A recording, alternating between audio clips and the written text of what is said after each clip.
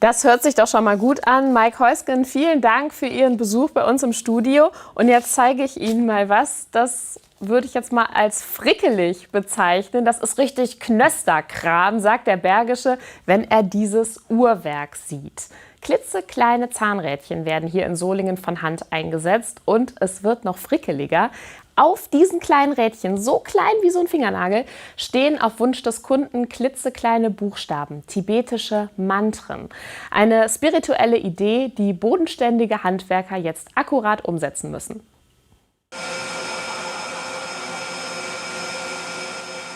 So winzig wie dieses kleine Uhrrädchen sind die Teile gewöhnlich nicht, die der Solinger Laserspezialist beschriftet.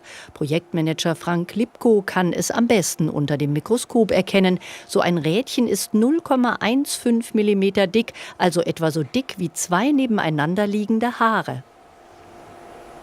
Der Laser muss also im Endeffekt langsam mit wenig Energie arbeiten, damit nicht so viel Wärme einwirkt und dementsprechend da auch kein Verzug an dem Rädchen entsteht.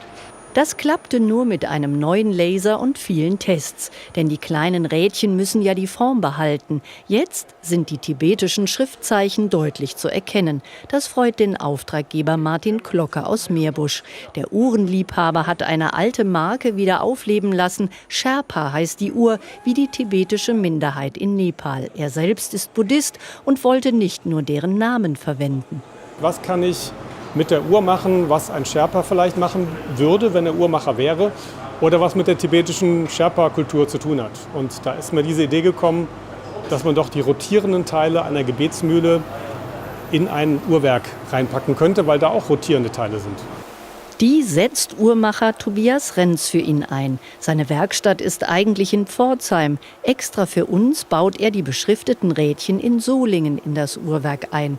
Dass die Uhr dadurch zur Gebetsmühle werden soll, hat ihn neugierig gemacht. War ich natürlich verwundert, habe ich so noch nicht gehört und habe mir am ersten Moment vorgestellt, wie man diese große Gebetsmühle in diese kleine Uhr reinkriegt.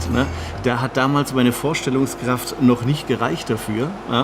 Aber nachdem er mir das dann detailliert erklärt hat, war das dann für mich technisch auch verständlich, wie man das lösen kann. Religion ist aber nicht jedermanns Sache. Und was es mit einem Mantra auf sich hat, musste Graveur Frank Lipko erst mal googeln. Ich musste mich dann auch erstmal aufschlauen, was das denn heißt, damit dann nicht irgendwelche, weiß ich nicht, schlimmen, bösen Dinge draufgeschrieben werden, sage ich jetzt mal. Das Mantra Om Mani Padme Hum ist unter den Mantras im Himalaya so die Allzweckwaffe. Auf allen Gebetsmühlen steht das drauf und drin. Und es beseitigt die 6 Hauptstörgefühle im Geist. Also Hass und Zorn, Neid, Gier, Unwissenheit, Anhaftung. Und dieses Mantra bewirkt, dass man etwas mehr Distanz bekommt. Das heißt, man kann sich ein bisschen mehr entscheiden, ob man diesen Gefühlen nachgeht oder nicht. Die guten Schwingungen muss man sich aber auch leisten können. Etwa 5.000 € kostet eine Sherpa-Uhr. Die Auflage ist limitiert. Wirkt das Mantra? Also ich bin durchaus guter Stimmung täglich. Das ist doch schon mal schön.